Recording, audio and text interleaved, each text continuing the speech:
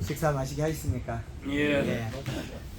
이제 카메라 켜놨는데 우리 저 창녕의 박근성 회장님 모셨는데 우리 창녕 마늘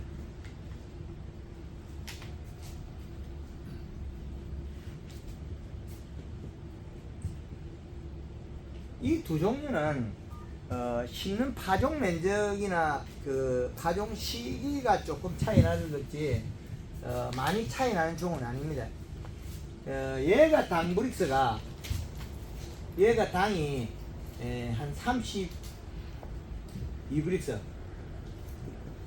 요거는 그 당이 좀 낮아요. 요거는 당도가 그래서 이 당도 차이 때문에 비료량 차이가 나고 키로 생산량이 차이 나는 거예요. 그 얘들은 한 6에서 한 8브리스 정도 뭐 그 이상도 그리 많이 안 나갈 거예요. 10브리스 채 안 나갈 거예요. 얘는 뭐 8 많이 나가면 한 13 정도 요 정도 우리 맛을 보면 이 당브리스 낮다는 거예요. 그러면 32브리스 이 차이가 배도 더 나죠. 그럼 마늘은 비로 우리가 비료 질소 함량이 20%짜리를 한 포를 먹으면 얘들은 1.5kg 늘어나요. 팽당 150kg 됐죠. 100팽이 150kg. 얘들은 요걸 먹으면 어떻게 되냐 8kg가 늘어나요. 그래서 양파는 비료를 갖다가 마늘보다 적게 쓰고 있다. 작년에 양파 비료 한 4포, 6포도 잘 안 써요. 4포 쓰면 곱하기 4 하면 32kg 나와요. 팽당 32kg 나오면 1.6망이 되겠죠. 그러면 비료 4포 값이라는 게 요게. 근데 비료 4포인데 이거를 포수를 우리가 6포, 8포까지 늘리면 어떻게 되겠습니까? 8포 여면 곱하기 1이 되면 64kg 나오겠죠. 작년에 경산에서 우리 회원이 황금홍구 회원이 양파를 팽당 60kg 뭐 조그만 텃밭에 심어도 60kg 나와요. 예, शे막 나온다는 거. 토질에 따라서 조금 이제 차이는 나는데 이 정도 양이다.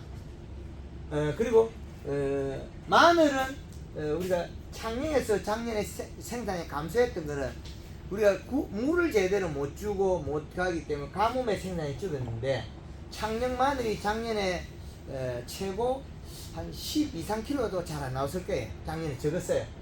여기서 막 작년에 60kg 양파가 나왔으면 창녕 마늘이 작년에 한 최고 한 13kg 정도 나온 사람이 잘 없을 거예요.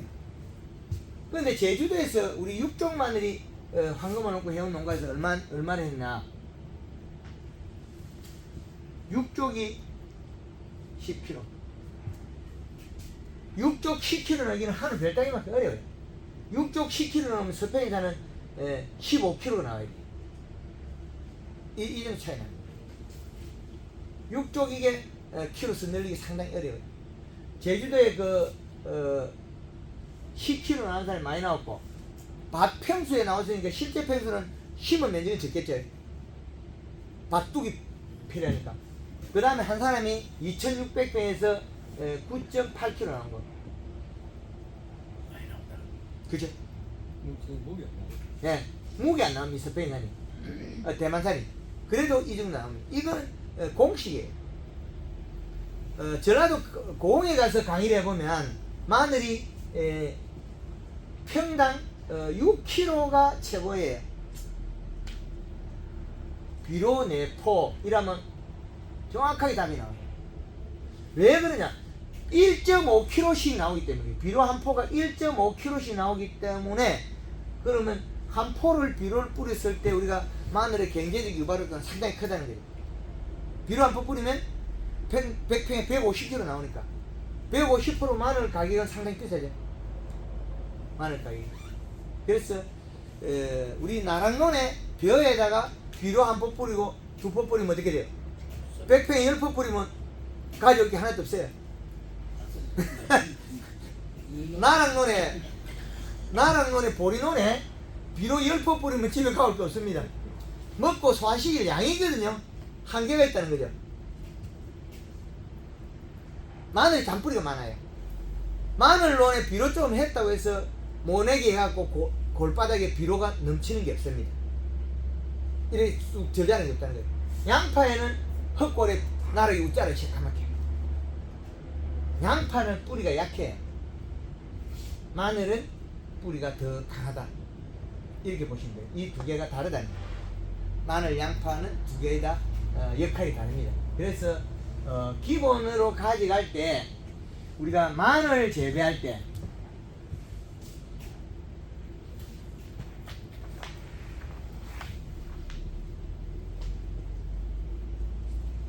얘가 가을 파종 시기가 달라요. 마늘은 일찍 심고 양파를 늦게 심니다.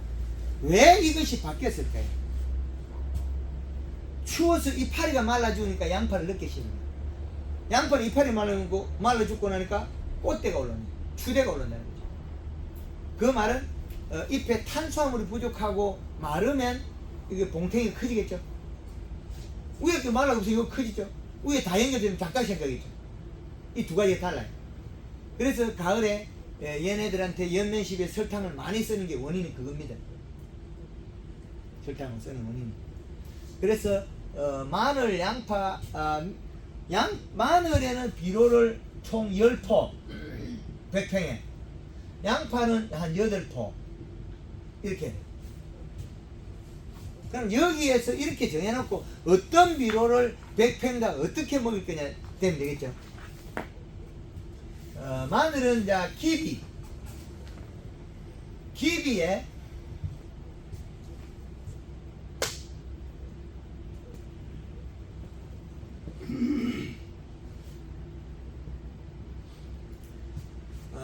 기비의 마늘은 8개까지도 쓰는데 이상이 없습니다.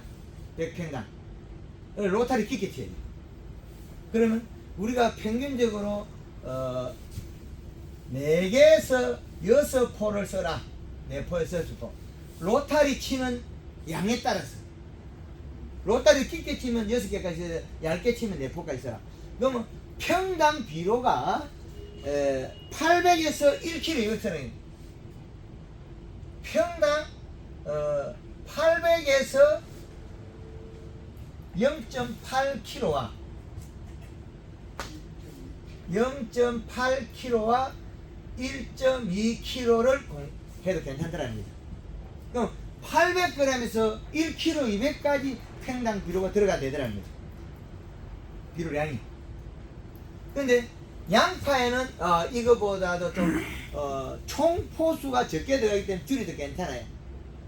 그런데 추비를 하는 것보다 엮는 게 좋기 때문에 양파에는 우리가 추비 양을 줄이고 최고마 양파에는 기비로 3포에서 4포까지 써야 돼요. 그 남은 거는 이제 추비로 환산해야 되겠죠. 추비로. 그러면 양파에도 4개를 열 거냐 5개를 걸 선택은 가을에 양파가 비료를 적게 먹는 이런 비료를 쓸 경우에 속효성을 쓰면 안 돼. 완효성 코팅 들었어야 돼. 여기에 쓰는 비료는 완효성, 이것도 완효성 적게 녹는다. 한 번에 녹는 게 아니고. 그래 이시값이 안 올라가요. 완효성 비료들은 이시값이 0.2에서 0.3밖에 안 나와요. 다 안 녹기 때문에. 요것들은 비료가 이시값이 한 포가 0.2에서 0.2 내지 0.3 정도 나온다. 그러면 몇 개를 이어도 이시가 많이 안 올라가요. 이어도. 그럼 여기도 완효성을 썼을 때는 이시가 0.2에서 0.3 정도 됐는. 그럼 이시가 낮아서 괜찮다는 거죠. 근데 마늘은 가을에 많이 먹는데 양파는 가을에 얼마 못 먹어요. 늦게 심고. 그런데 해남이나 제주도에서는 일찍 심어요. 왜 일찍 심느냐? 거기에서는 겨울에 얼음이 많이 안 얼기 때문에 잎이 안 말라 죽기 때문에 추대가 안 나오기 때문에 일찍 심어도 괜찮아요. 하우스의 양파들은 추대가 안 나오죠. 그래서 비료량에 따라서 작물의 시기별이 다르다.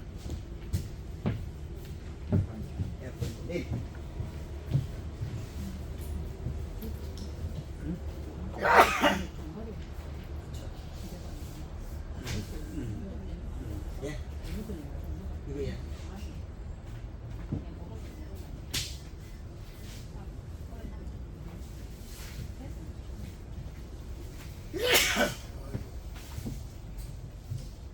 지금 우리가 이 비료량에 따라서 생산량이 바뀌기 때문에 이 비료 기준값이 상당히 중요합니다. 비료를 어떻게 쓰느냐에 따라서. 여태까지 창녕에서 비료를 100평당 10포 이상 쓴 사람이 과거에는 없었다는 거죠. 왜 없었냐면 양파나 마늘 교육에 보면 마늘은 요 사이가 뚫렸어요. 생양까지. 양파는 딱 잡고 있어서 비료가 안 들어가요. 그래서 양파는 추비해가지고 양파가 뻥이 되는 이유가 없죠. 아니 녹는 게 없죠. 비료가 못 들어가고 딱 잡고 있거든요. 링을 딱 잡고 있어요. 마늘은 이거 비었어요. 잎 사이로. 그래서 마늘은 추비하니까 요 비료가 녹아서 타고 들어가서 안이 세포가 조직이 파괴되고 녹아버리고 있거든요. 그 뻥이 되거든. 그게 비료를 안 주는 거죠. 그 뻥이 되는 비료가 2월 말 3월 초도 어떨 때 나쁠 때도 있어요. 근데 어떤 비료가 장애를 많이 주냐면 복합 비료 NK. 근데 요소는 비가 오면 잘 녹아 없어져요. 그 뻥이 잘 안 나와요. 그래서 비료를 어떤 걸 쓸 거냐에 따라서 선택이 다르다는 거예요. 요게 지금 밑비료 6개에 추비 요소 1개 7개 먹는 어령의 군의원님 거. 한 달 전에 온 거예요. 7월달 강의 11월달 강의 때 온 거고 이제 오늘 12월달이고 한 달이죠. 여기 사무실에 있으니까 잎이 길어지잖아요. 이렇게 햇볕을 못 보면 길어져요. 비료를 적게 줘도 키가 크죠. 마늘이 키가 큰 거 보면 비료 적게 줘서 그래요. 키가 크면 곡수가 늘어날 것이다. 그렇지 않아요. 나락이 키 크다고 해서 나락 곡수가 느는 게 아닙니다. 벼가 사과가 도장계가 많다고 해서 사과 큰 거 따는 거 아니고, 마늘이 키가 크면 마늘이 큰 게 나와야 되는, 그거는 비례가 맞지 않아요. 비료가 작아서 웃자랐으니까. 비료가 적정량이 되면 이거 웃자라지 않는 거예요. 거기에다가 설탕을 씹으면 더 짧아지겠죠. 그래서 가을에 심는 방법과 비료량, 그 퇴비는 별개다. 그래서 이 비료와 퇴비를 주게 되면 여기에다가 이제 비료의 성질을 보면 지금 이렇게 주게 되면 상당히 가리가 많아요. 인산하고 질소보다 인산 가리가 나중에 되면 많게 돼 있어요. 그런데 봄에 또다시 여기다가 우리가 복합비를 준 데다가 완순 22 뭐 이렇게 준 데다가 여기다가 추비를 가리를 하면 가리 가달아서 나빠져요. 가리 가달아서. 그래서 기비 양을 충분히 줬다면 봄 추비는 요소만 줘도 괜찮다. 방법이. 그제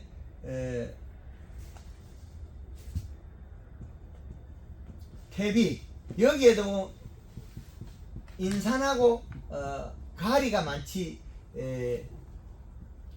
질소는 아주 작아요. 이게 많이 먹어야 되는데 이게 구성이 안 돼 있다는 거예요. 그래서 마늘 같은 경우에는 거의 겨울 작물에 속한다.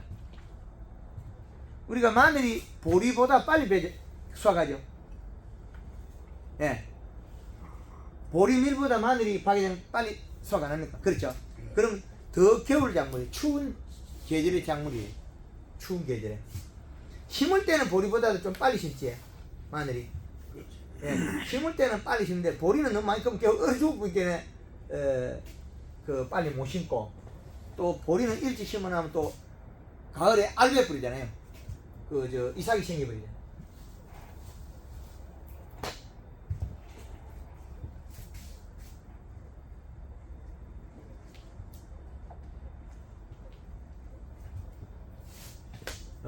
이 계절적으로 보면 이 대비 인상과 가리가 상당히 도움도 되고 또 되오리에는 나쁘기도 합니다. 원인은 뭐냐면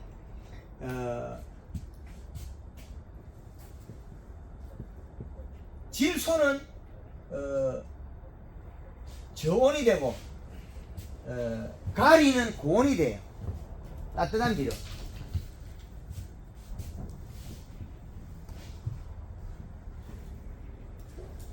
고온 저온의 성질을 가진 비료다. 근데 고온 저온을 가졌단 말은 가을에 너무 질소 과다를 시키면 잎이 많이 말라요. 근데 이걸 이게 질소가 되면 부족분이 탄수화물이거든요.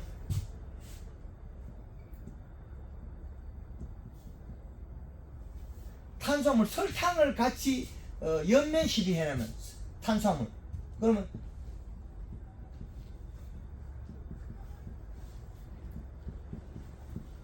여기 플러스 그린을 해요.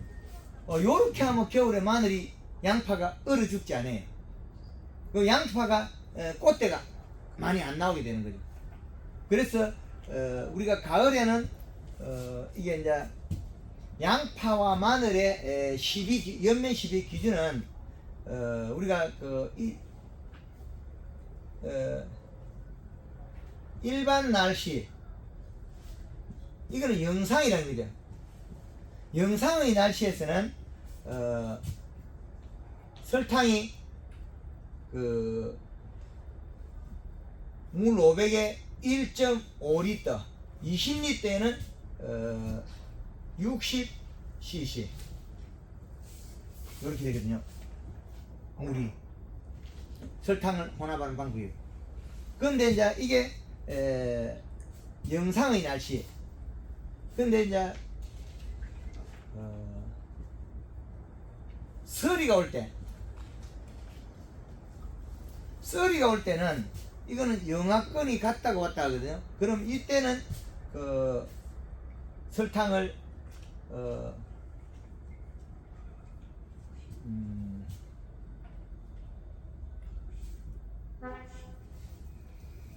3kg 물 20리터는 120g 물 20리터는 그래서 요렇게 500리터에 넣는 양이 달라진다는 거죠.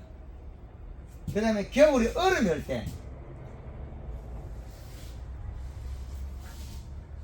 때는 설탕을 5kg 물 20리터는 200g 요렇게 해서 500리터냐 20리터냐 차이죠. 요렇게 기준을 잡으면 됩니다. 여기에다가 이제 영양 성분을 나눈다면 그린과 칼라를 쓴다면 이때는 영상의 날씨에는 1.5리터 그린 칼라 이거는 두 번에 한 번을 살포한다. 1.5리터를. 그런데 썰이 가고 얼음이 올 때는 이거는 2리터에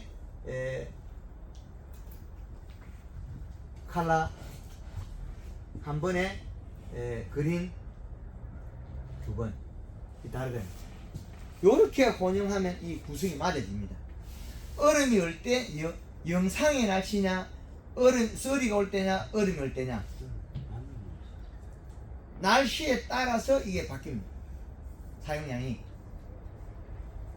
그래서 얘들은 왜 사용하고 있냐면 힘들게 잎을 두텁게 했을 때만이 뿌리의 생육이 좋더라는 거죠. 잎을 방금을 놓고 있어. 잎을 두껍게 했을 때 뿌리가 좋더라.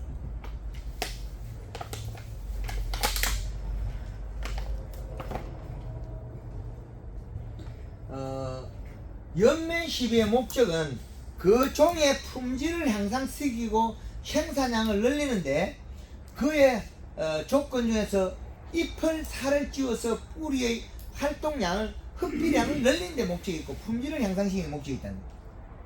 뿌리로 줄 수 없는 영양소를 공급하면 그렇게 되죠. 그러면 비료를 이렇게 잘 주는데 왜 이걸 해야 되냐 이거겠죠. 그럼 비료를 먹고 동작을 하면 한 독자가 뜯어요. 비료는 뿌리에 있고 뿌리에는 기비로 비료는 있는데 잎이 두꺼워서 빨리 먹어야 돼요. 빨리 못 먹으니까 안 되더라고요. 이때까지 해보니까 용사가 제대로 안 되는 부분을 보완하기 위해서 그래요. 그리고 이렇게 영양을 먹이고 공급하고 있을 때 품질이 달라진다는 거죠. 요런 관계 때문에 그렇습니다. 그리고 가을에 얼마의 비료를 먹었을 때 가을에 연구에 남은 양을 봄에 공급해야 되는데 봄에 비료를 어떻게 줄 거냐 이게 제일 관건이거든요. 준다고 먹느냐 줘도 조건이 안 맞아가 못 줄길 때가 많기 때문에 그래서 밑비를 많이 해라는 거예요. 밑비를 충분히 해줘라 기비로. 그 말은 마늘이 심으면 구멍이 동글동글하게 있어가지고 요 구멍 외에는 비료가 잘 안 들어가게 돼 있어요. 그 비가 작게도 안 들어가고 비가 많이 온다고 해서 또 구멍이 작으니까 훑어져가 옆으로 빛이 나가고 마늘이 크면 또 비닐 구멍이 또 막혀버려요. 양파도 그렇고. 그래서 추비량을 하기 위해서 요즘은 비닐 사이에 펀치 구멍이 또 뚫린 것들이 나와요. 구멍이 뚫어서 그 자리에 또 비료가 더 들어가게끔 그래 비닐도 제작대가 나오는 요런 관계를 잘 이해하셔야 된답니다. 그래서 가을에 많이 통통하게 키워서 안 늘어 죽게 만들기 위해서 겨울에는 설탕을 많이 쓴다. 얼음일 때 색이 진하고 두꺼우면 안 늘어져요. 그런데 마늘이 그 겨울에 동해를 잘 입는 게 잎이 진하지 못하고 희득거리한 색, 약간 연하고 누리 팅팅한 색들이 잘 얼어주고요. 그거는 몸속에 탄수화물이나 뿌리에서 가져올 무기물 원소가 없어서 일어나는 일이에요. 영양소가 없다. 그래서 그런 일이 벌어집니다. 그래서 다수하게 목적을 보고 가을에 심을 때와 우리가 연면 시비로서 보호해 줄 때와 그리고 이제 수분과 이 관계죠.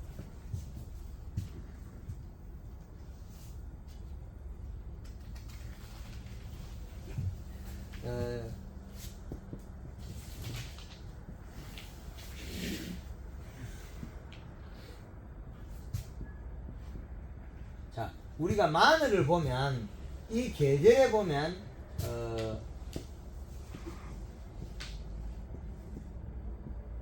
12달로 표시하면 제일 추운 1월 15일과 7월 15일 1월 15일 그럼 이렇게 보면 우리가 계절에 덥기 전에 수확해버리죠. 마늘 양파는 제일 더운 시절 이전에 7월 15일 전환점에서 1월 15일은 넘어가지만 두 번은 넘어가지 않는다는 거예요. 한 번밖에 안 넘어가요. 추운 거 하나 넘어가고 덥기 전에 수확 끝낸다. 그러면 3월 말, 4월 말, 5월 말. 그럼 5월 말 여기서 플러스 마이너스 뭐 한 20일 내에 그러면 5월 31일 기준에서 플러스 마이너스 20일 안에 수확이 끝난다는 거죠. 늦어도 뭐 6월 말 가기 전에 다 캐고 없어요. 플러스 마이너스 여기에서 플러스 마이너스 20일이면 끝난다는 거죠. 5월 말 기점에서. 그러면 완전 고온기 되기 전에 끝나거든요. 그러면 이 고온기에서는 우리가 비료값이 7월 15일의 기준이 이 시가 1.8을 그래서 우리가 잡아라 하면 1.5의 이 시를 잡아라. 1.8이 맥시멈이죠. 그러면 봄에는 2.1이 제일 좋은 거에서 1.8을 이 시를 잡아야 돼요.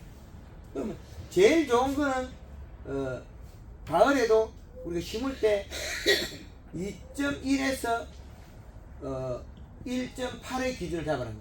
겨울에는 2.7에서 2.4의 기준을 잡으라는 거. 이렇게 기준이 다 나와 있으면 우리가 비료를 잡아야 될 기준이 설정이 된다는 거죠. 마늘에. 그러면 더운 시점에 앞에는 이 비료량이 좀 더 있어도 돼. 우리 캐기 때까지. 그런데 우리는 마늘이 캘 때 되면 썰어져 있다는 거예요. 그럼 왜 그러냐? 가리량이 많아서 더위를 탄 거예요. 그러면 여기에 가리는 고온성 비료고 질소는 시원한 성질의 비료다. 그러면 우리가 1월, 2월, 3월, 4월, 5월, 6월, 7월, 8월, 9월, 10월. 그럼 우리가 마늘을 왜 시원한 단계에 심죠? 시원한 단계에 심어요. 시원한 단계에 심어서 많이 덥기 전에 캐야 되는데 자기 스스로는 덥다고 생각해요. 마늘이. 그건 왜 그러냐? 먹는 비료의 가리 농도 때문에. 우리가 마늘을 저장하면 우리가 3월 달에 마지막 비료를 4월 달에 뿌린 NK에서 기비에 퇴비에 들어있는 가리량 때문에 마늘이 5월 달에 썰어지는 거예요. 가만히 있다가 푹 자빠져요. 가물면 온도 올라가면. 그 말은 가리 가달아서 고온 열상을 일어나는 거예요. 가리 가다 고온 열상. 그래서 봄 추비에서 요소를 많이 써주십사 하는 겁니다. 그럼 NK를 쓰면 우리가 마늘 그 추대 올라오거나 그때 후에 마늘이 저장이 좋아지고 더 잘 크지 않겠느냐? 천만의 말씀입니다. 이건 안 될 얘기. 가리를 많이 쓰면 저장이 떨어져요. 그래서 연면시비로서 그의 부족한 부분을 영양을 보충하고 그 다음에 잎을 살을 찌워서 대사적인 원활해서 몸을 식히고 있는 거예요. 몸을. 마늘이 생산량이 감소한 거는 비료를 적게 줘서 그런 거고 썰어진 거는 가리 과다해서 그런 거예요. 더워서. 고온 열상 효과가 나는 거죠. 그런 차이가 많기 때문에 우리가 마늘 쓰는 비료의 앞으로 추비나 이런 것들이 많이 바뀌어야 된다. 기비로 썼다면 우리가 추비로서는 가을 추비, 가을 추비를 마늘에서는 요소 한 포 정도, 양파는 가을 추비를 거의 할 필요 없습니다.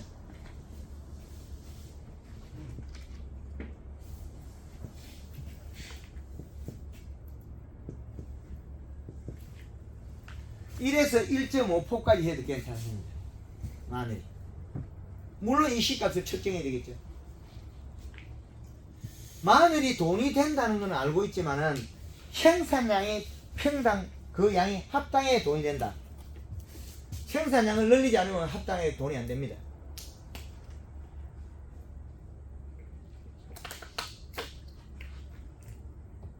마늘이 키로당 단가가 비료보다 비싸요. 비료하고 요소가 비싸도 키로당 20kg에 뭐 3만 원이면 키로당 1,500원 하거든요. 마늘은 아무리 흐려도 1,500원 넣는 게 아니에요. 2,000원대 이상이에요. 그래서 비료를 먹고 생산량으로 보면 그 마늘 속에 있는 당불수하고 비슷할 수가 있어요. 즙을 짰을 때 당불수. 그래서 마늘 추비는 가을 추비는 요소 1에서 1.5포까지 가능하다. 6개를 넣고도 가을 추비를 이어서 7개로 만드는 요 마늘. 한 포 더 먹었다. 지금 이 마늘이 가을 추비 요소 한 포 먹은 겁니다. 한 포 먹었다. 그 연면시비 먹고 가을 추비 요소 한 포 먹고 이렇게 돼. 그게 이게 그 저 900평에 밑비로 54개 요소 10개면 그래서 비료 값에 비례한 마늘의 생산성, 그게 지금 현재 우리 그 관계다. 그러면 겨울에 제일 문제가 동해.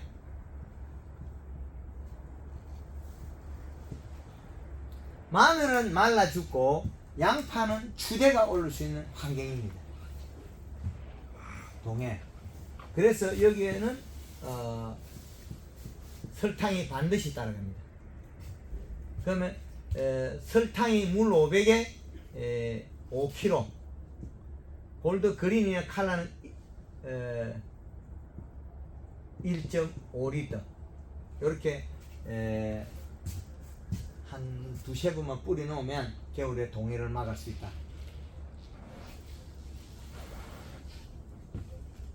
물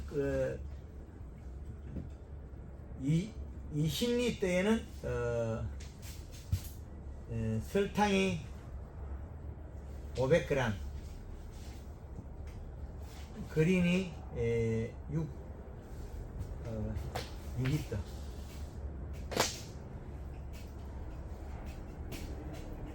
(80cc) 요렇게 해서 가을에 2 내지 한 3회 정도 살포해주면 겨울 동해를 막을 수 있다. 양파 추대가 발생하는 것도 막을 수 있다는 거예요. 그래서 이게 요것 또한 상당히 중요합니다. 그 다음에 이제 봄 추비에 들어가서는 봄에 가을에 우리가 기비량의 가리가 부족할 때는 봄에 척비로의 NK를 쓰고 그 위에는 요소비로 추비가 났습니다. 그렇지, 가을에 이렇게 비료가 충분하게 들어갔으면 봄 추비는 전체가 요소를 하면 된다. 요소비로. 그렇게 해도 괜찮다.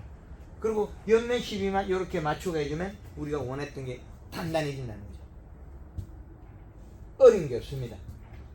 마늘은 공기에 가면 이미 자기가 노쇠를 일으켜요. 보리가 뜨면 익어버리고 금마르죠. 보리가. 밀도 그렇고 대국물 하는 장미 다 그렇습니다. 겨울 작물이 봄에 여름에 계속 자라진 않습니다. 거의 대다수 멈추죠. 사철 자라지 않습니다. 거의 대다수 작물들이. 삽목수는 계속 이렇게 연결이 되어 있고, 나무 종류에서 1년생 중에서도 1년에 1기작으로 자라는 게 있고 1년에 2기작으로 다 달라요. 쪽파 같은 경우는 1년에 2기작, 3기작 되거든요. 쪽파, 대파, 그죠? 이런 미나리, 이런 종들에 따라서 그걸 노지에서도 1년에 2번, 3번, 이렇게 4번 할 수 있는 종들이 있습니다. 구가 다 형성되고 종자가 된다는 거죠. 그 외 것들은 긴 시간을 거쳐서 한 번에 종자 형성이 된다. 그 결과물이 우리 농산물로서 우리 농업의 우리 식량으로 먹거리로 활용하는 거죠. 박 회장님 여기 뭐 불편한 거 있습니까 또? 예, 지난해 박 회장님 했을 때 총 비료가 100평에 몇 개 정도 들어갔던가요?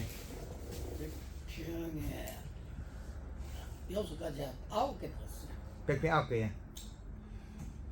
100평에 9개. 많이 올라왔네 이제. 옛날에 저 처음 만났을 때는 9개 하면 상상을 못했냐 이제. 그럼 200평에 5개 땄고. 그때 200평에 5개 쓸 거예요. 지금은 100평에 9개까지 갔죠. 근데 그것도 토질에 따라서 가감히 해야 됩니다. 예. 예. 아니 물 빠지면 안 좋은 데는 그렇게 말은 안 됩니다. 맞습니다. 이제 이게 토성 요게 문제예요. 여기에 토성에서 전질, 중전질, 중사질, 왕사질, 요기 때문에 점질에서는 비료가 그냥 유실이 안 됩니다. 이거. 근데 중점질이나 중사질이나 여서는 우리가 생산이 여기서 늘어요. 점질이 여기서 생산이 많이 늘어질 뿐 요거는 자칫 잘못하면 좋기는 정말 제일 좋은 게 맞는데 이게 안 늘어요. 찰땅에 마늘 심어가지고 마늘 많이 나왔다 소리 많이 안 하거든요. 이것 때문에 물을 많이 대도 먹어갖고 너무 과습이 되고 비료를 조금만 많이 줘놔도 이게 흘러나 그대로 뭉쳐있다가 뭐 덕이 되는 게 잘못 해가 되기도 하고 요게 좋긴 하나 너무 좋은 게 돼서 조금 단점이 있습니다. 근데 가수원 같은 경우에는 항토 땅이 완전히 항토 쪼대기라도 위에가 풀려 있거든요. 근데 우리 마늘 재배하는 거는 논 같은데 그 특히 창녕에 재배하기 때문에 완전 점질에서는 마늘 심을 때도 땅이 질어서 잘 안 되고 또 건조한 걸 또 로타리 치어 심어놓으면 골물되면 이게 죽탱이 돼버려. 이게 아주 그 좋고 나쁘고 두 개 다 가지고 있어요. 쿨러를 돌리면 또 안정적이 있는데 그것도 또 하기 어렵고 여기 좋은 건 여기 맞으나 요것보다 한 단계 밑에가 제일 재배하기 더 좋다. 그렇게 보시면 되겠습니다. 9포까지 갔다면 이제 최고의 그 위치까지 올라갔습니다. 예. 마늘 우리 박 회장님이 한금을 넣고 한 지가 한 5년 되죠? 5년 넘었어요. 5년 넘었지? 7년 전. 예. 결과가 지금 어떻던가요? 처음 할 때보다 지금 뭐 생산을 거의 뭐 대생산이다 이렇게 보면 되지. 그렇죠. 비료량을 배 이상 더 생긴 게. 비료량을 배로 썼지. 예, 맞지. 마늘이 먹고 살 수 있는 무기물 원소를 이야기한 거예요. 계절에 맞춰서. 그리고 그 비료를 주더라도 소화시키게 만든 거고. 우리 그 박 회장이 만든 마늘하고 옛날에 과거 마늘하고 이렇게 우리가 분류를 해보면 우리 마늘이 잘 안 썩고 보관이 오래 가죠. 월등히 오래 가잖아요. 마늘 심고 나면 이래 두도 초 안 나지. 촉 안 나지. 왜 마늘이 촉이 나냐면 양파하고 저장 기간에 촉이 나냐면 썩고 몸속에 영양이 없으면 양파는 촉이 나갖고 살라고 몸을 녹여버려요. 고구마도 그렇고 감자도 그래요. 영양이 없으면 조금 환경이 못 견디가 싶어도 지금 요 자리에서 영양이 없으면 순을 튀어요. 살려고 튀운 거죠. 근데 충분하게 영양이 가지고 있으면 땅에 안 묻으면 안 나오고 그냥 가만히 있어요. 옛날 어른들이 우리가 그 대만산 육종 마늘을 겨울에 여름에 뒤에 달아놓고 그 저장고도 없잖아요. 또 그 이듬해까지 먹었잖아요. 마늘이 풋마늘 나올 때까지 그 마늘 먹었다고 해요. 달아놓고. 그래도 괜찮거든요. 박 회장님 최고 얼마까지 더 받습니까? 비료요. 마늘 이래 달아놓고 먹을 때. 지금도 달아놨는데 아직까지 못 갖다 없어요. 네. 내년 한 3월까지는 가지. 3월 때까지 이상 없어요. 그래서 옛날에 우리 토종 그 두든 마늘은 똑같다 그죠? 아니 지금 이제 지금 현재 스페인산은 다 심고 또 냈으니까 그 옷에는 이제 육종 마늘 먹지. 그거는 이제 다 냈고. 맛이 없어 안 먹어요. 맛이 없는 것보다는 그거는 또 뭐 멸대기 다 내야 되기 때문에 그거를 일반인이 찾는 사람은 없거든. 예. 근데 육종 마늘 그건 달아가지고 아니 그냥 뭐 가만히 그냥 있어요. 음. 그거는 이제 계속 따가워서 먹는 거지 뭐. 달아놓고요. 한참에 그래 다 먹어요. 예. 그래서 우리가 마늘 재배할 때는 그 창녕에서 비료를 못 줬던 원인이 분석을 안 했다. 데이터를 측정을 안 하고 데이터를 안 하고 마늘이 뻥이 되더라.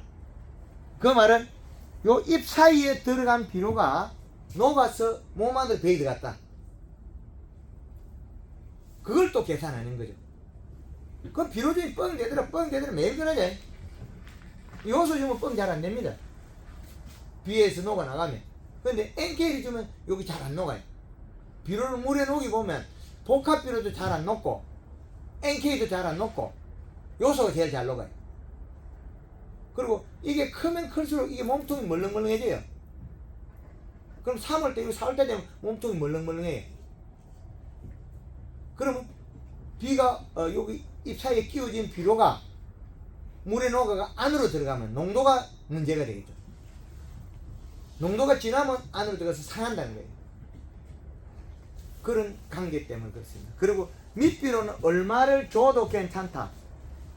천천히 녹는 비료 완성이 안 했어. 그래서 마늘에서 사용할 수 있는 비료량과 요 이식값 측정해서 하라. 그래서 요 데이터를 응용해서 쓰라는 거예요.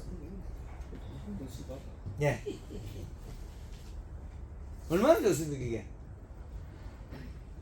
이게 있으니까 비료를 조락해도 얼마 있으니까 나쁘고 좋고를 이미 알고 사용하는 거고, 여태까지는 측정기가 없으니까 이 토성에 따라서 비료가 남아있는 게 다른데 이게 다 달라요. 뭐 얘는 주어도 별로 없어요. 근데 얘는 주면 그냥 있거든요. 근데 비료를 적게 농사 지을 수 있는데 여기는 단지 쿨러로 가지고 수분을 잘 맞춰야 돼. 요거는 수분만 잘 맞추면 이 땅이 제일 1등.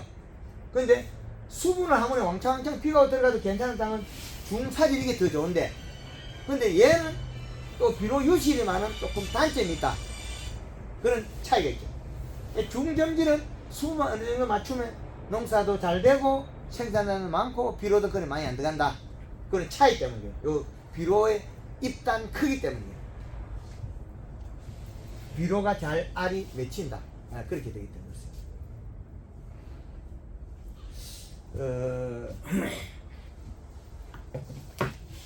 더운 시기에 고온기에 NK 추비를 하면 마늘이나 양파가 보관력이 떨어집니다.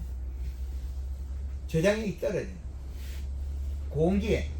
그럼 수확 전에 한 달 전에 양파나 마늘에 NK 비료를 주면 양파 마늘이 저장력이 떨어져요. 그건 고온기 때문이에요. 고온성 때문에.